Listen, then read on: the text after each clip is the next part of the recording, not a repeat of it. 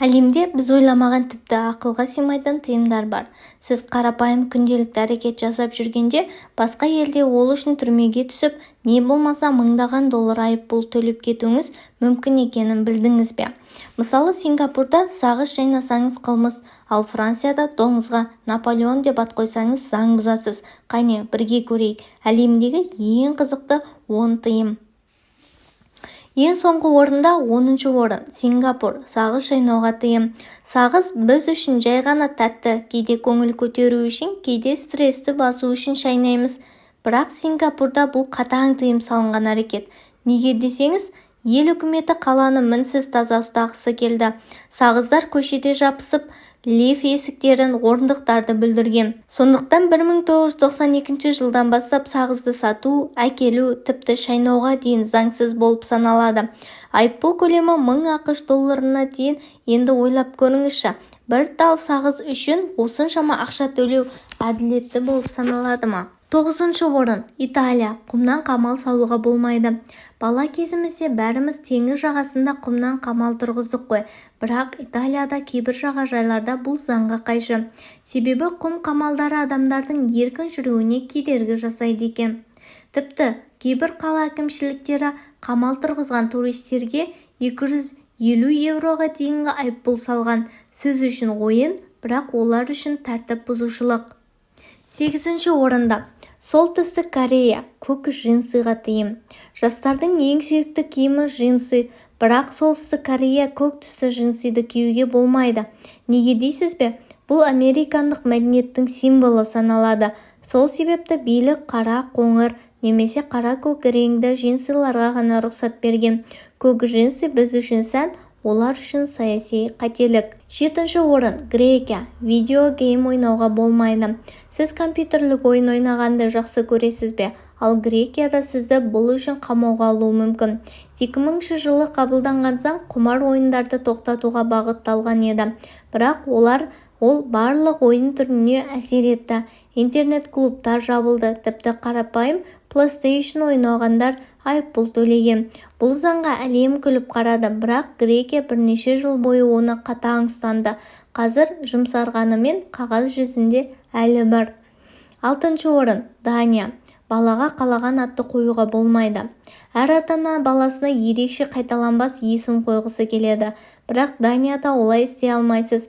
Мұнда ресми түрде бекітілген 7000 есімнің тізімі бар. Солардың ішінен ғана таңдау қажет.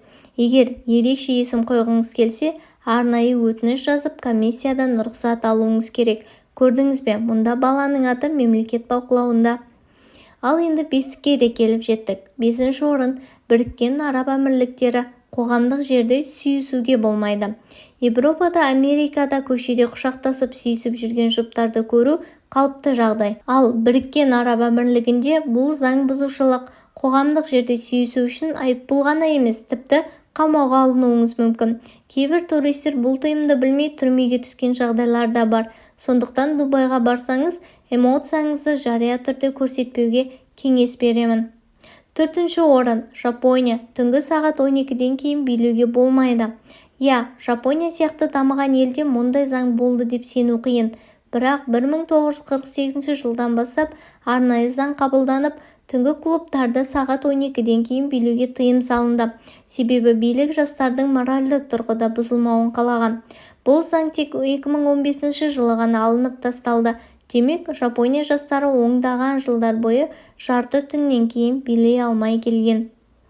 3-ші орында Франция. Доңызға Наполеон деп ат қоюға болмайды.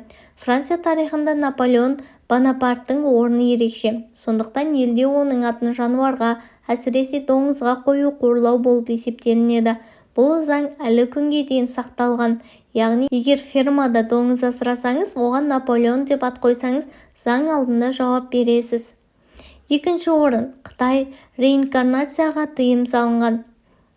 Бұл ең таңғаларлық тыйымдардың бірі.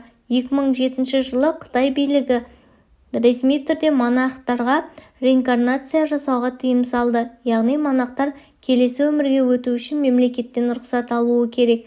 Бұл тыйым Тибет буддистеріне бағытталған болатын. Әлемде басқа еш елде мұндай заң жоқ. Ал енді бірінші орынға да келдік. Таиланд. ақшаға басуға болмайды. Таиландта ақшаға аяқпен басу ең ауыр қылмыстардың бірі. Себебі олардың ақшасында патшаның бейнесі бар. Бұл әрекет патшаға құрметсіздік ретінде қабылданады.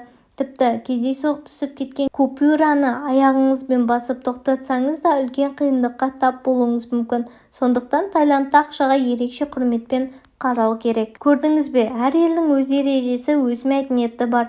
Бір жерде күлкілі болып көрінетін нәрсе басқа жерде қылмысқа айналады. Ал сізге осы тыйымдардың қайсысы ең таңғаларлық болып көрінді? Төменде пікір қалдырыңыз. Егер осындай қызықты заңдар туралы тағы білгіңіз келсе, бұл видеоға лайк басып арнаға жазылуды ұмытпаңыз.